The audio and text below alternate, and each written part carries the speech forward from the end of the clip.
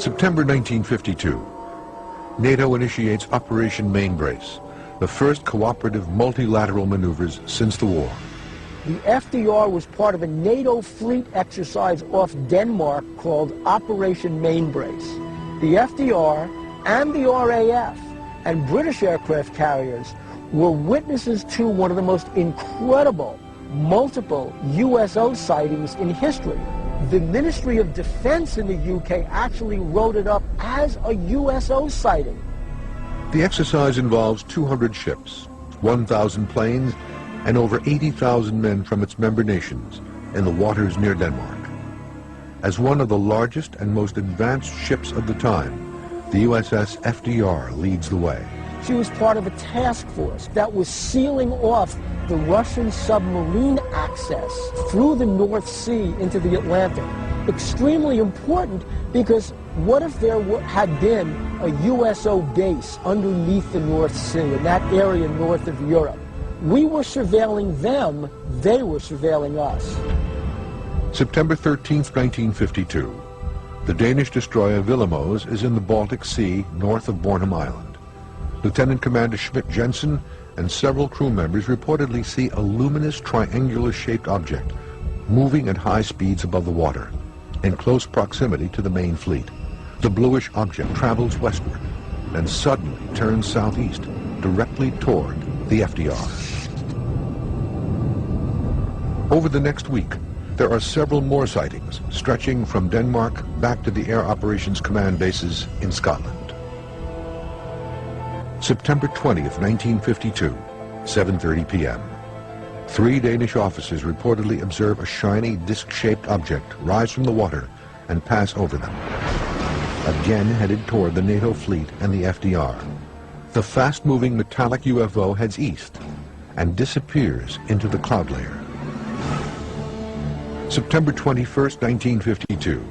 Less than 24 hours later, 6 British pilots above the North Sea spot a shiny spherical object rising from the water and stealthily approach the fleet's location.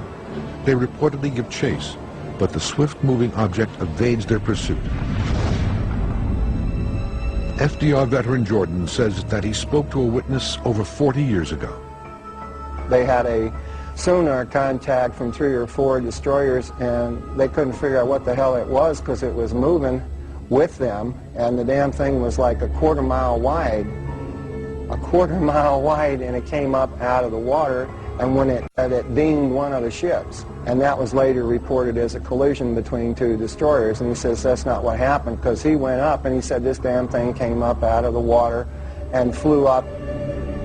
According to reports, all of these sightings share a similar eerie trait.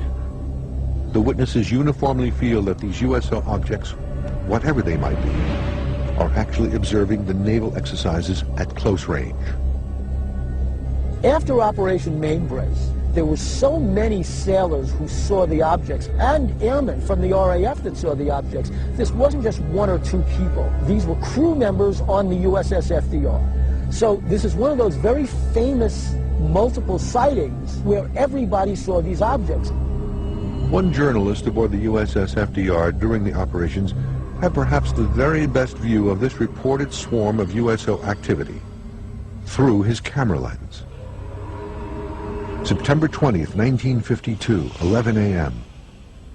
Several crewmen witnessed yet another fast maneuvering spherical USO rise from the water to the sky just behind the fleet. Journalist Wallace Littman, on board the FDR documenting the operation, points his 35mm Canon camera at the horizon and quickly snaps 2 images of a fast-moving disk that seemingly defies all laws of gravity. The images were believed to have been studied by the Navy, but no official report was ever filed.